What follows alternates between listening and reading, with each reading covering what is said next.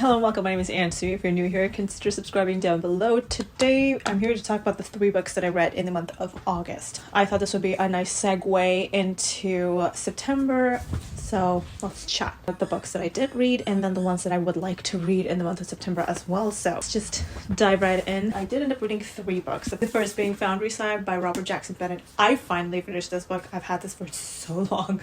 I think I've had it for like 3 or 4 years at this point, and I just never got around to it, but I finally finished it. I'm so glad I did. Part of a trilogy called the Founders Trilogy. Essentially, we're in the city named Tavon, and you either have everything or you have absolutely nothing. We have our main character who is an escaped slave named Sanshia. In this world, we have a magic system, but essentially, like, things are running through magic, and it has kind of like etchings that people write on things, on metal, I think, and then that helps things to run, to automate. And our main character Sanshia, she has this ability to read what the intricate details of a certain object is. If she touches, say, a wall, it will give her all these details of where it is weak, who made it, like what happened, what all it remembers. Whatever the wall remembers, she would know.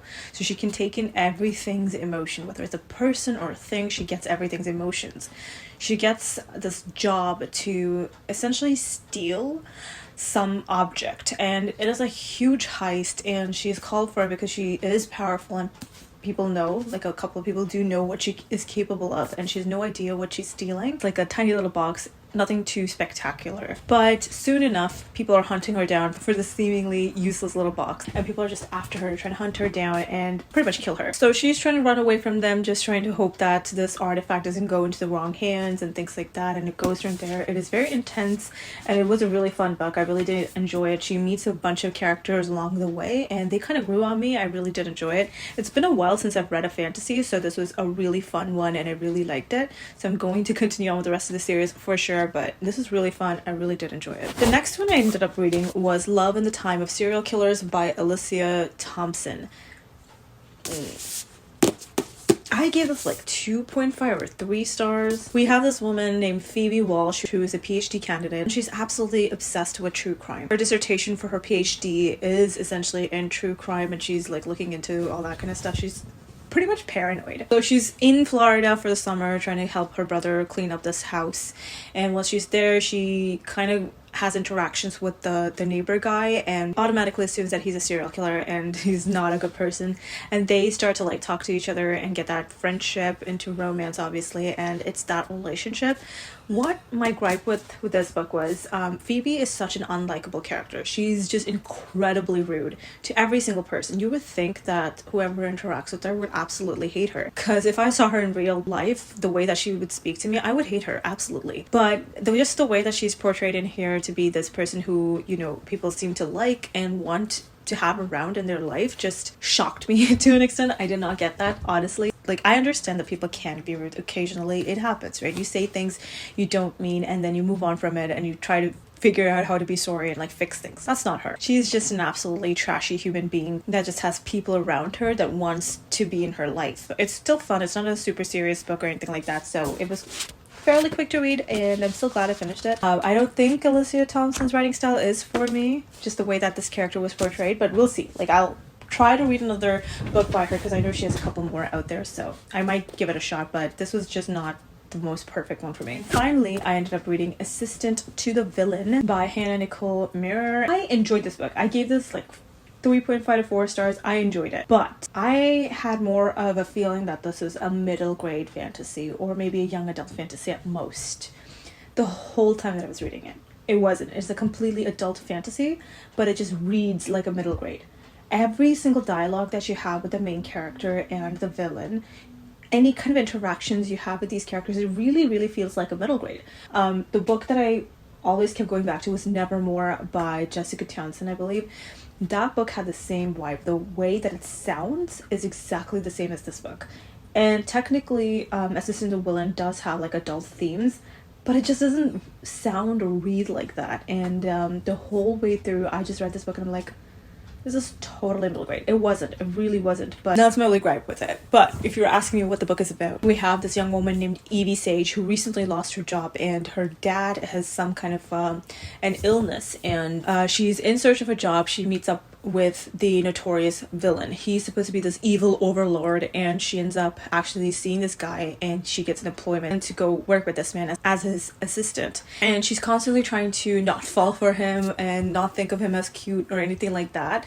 But she has a very like funny, cute relationship with her boss. From my understanding, this is a fantasy, so there are elements of magic in it. So if someone sees the villain, they don't really understand he's the villain, things like that. And also the villain does have like severed heads in the house. I don't know how it's preserved, but it seems to be okay, and severed heads are kind of around the house constantly, and our assistant kind of deals with all of those things. And it is an interesting book. It's a fun book. I will definitely continue on with the rest of it. I think there is another couple of books, I'm not sure. Oh nice, okay, there's actually 2 more books. One got published this year, which is Apprentice to the Villain, and there's another 3rd book which is coming out next year. It might be a trilogy, I'm not really sure, but I'm still excited to read the rest of the story. But I will preface this by saying it really reads like a middle grade. If you're not into that, you might not enjoy this. It's such a silly little fun read.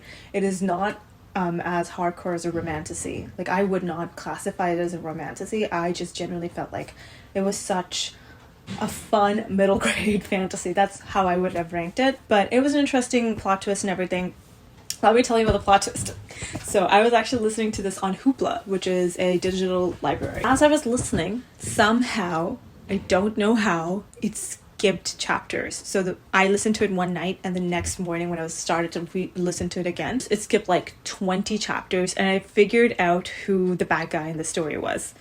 And I just got so bummed because I was like, damn it, I didn't get that whole, plot twist thing, because I already saw it coming because I literally heard what happened, and I'm like, oh no. It was still fun. I liked it. It was still a good read, and yeah, I would still recommend it. Just don't get your hopes up for a romantasy. That's it. Those are the 3 books that I read in the month of August. I thought I was doing such a good job reading, but when I was actually trying to wrap this up, I'm like, maybe I didn't read that much, but it doesn't matter. I did still end up reading quite a few, and I'm happy about it. I'm very proud of myself that I actually ended up reading quite a bit. The next few books that I want to get to in September, I'm in the middle of Death at Morning House by Maureen Johnson. Didn't even realize that Maureen Johnson came up with another book. She wrote the Truly Devious series. I think it was initially a trilogy, and it kept going, but I really enjoyed her little mysteries and stuff, so I thought I would really enjoy this as well. I've read more than half the book, and I'm really enjoying it. We have Marlo Wexler. She is an awkward little thing, and she finally gets to ask this girl out on a date. So these 2 girls end up going to one of Marlo's house-sitting houses, and she ends up kind of burning it down. Of course, she's like, oh, no one wants to date an arsonist, and she leaves. She up and leaves the whole town to go to like the border near Canada, like in the Thousand Islands. And there she's going to Morning House, which in the past there was this family that used to live there that were very like health conscious. They were just a weird, stringent family that used to live there, and they're going to do like little tours of the house for like the general public who are coming to this island to see this mansion. And she's one of those people. So we're flipping around between the 1920s where this family lived, and there were like a couple of deaths that followed suit, and the whole family seems very cursed, and we're trying to figure out like what's up with that family. And on the other side we have Marlo in present time, kind of dealing with her weird arsonist situation and also now that she's in Morning House as a tour guide and what's happening right now. It is a young adult mystery. It is really entertaining so far, but one thing I noticed is that, I don't know if I've never noticed this with Maureen Johnson's books before, I really felt like she's trying to be extra inclusive. It just seems like a side piece, I'm like, what is going on? I don't know if that was weird and she's just trying to be extra inclusive. It's a good thing, I guess, but it felt like a lot. The turn you took, I was like, oh, I'm being inclusive, don't forget that. It's just something that came up in my head, and I thought I would share that with you. It was just odd to me. I'm enjoying it so far. It is dragging on a little bit, but I'm hoping to finish that book within the next couple of days, actually. Then, of course, I want to finish Shorefall, which is the 2nd book in the Founders trilogy. Like I said, I did enjoy the first one, so I'm hoping to get to this one as well. It is a very interesting series. I already talked about it in this video, so I'm not going to repeat myself constantly and bore you to death. But I'm hoping to get to this one. It is a bit of a chunker of a book. It's a gorgeous cover, but I'd like to get to this one as well. And finally, I think I really want to finish Butcher and Blackbird. I have finished 84 pages of this book, which is not so bad. I literally have that much left, and it is more of a like sit down physical read. And it's just odd. I'm not like super enjoying this book as much as I'd like to. And I know some people really dig it, but it's just not for me. It's not doing a lot for me, so I'm hoping that reading the rest of it will make it worth it, I guess.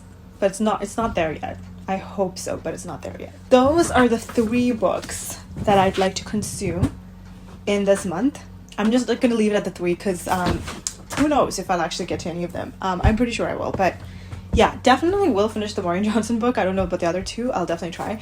But those are the books that I want to get to in September and the ones that I actually read in August. If you're new here, hello, hi, welcome. My name is Ansu. Hit that subscribe button and the notification bell to be notified every single time I upload a new video. Thanks so much for watching. I'll see you all next time with another one. Until then, I'll talk to you in the comments. Bye.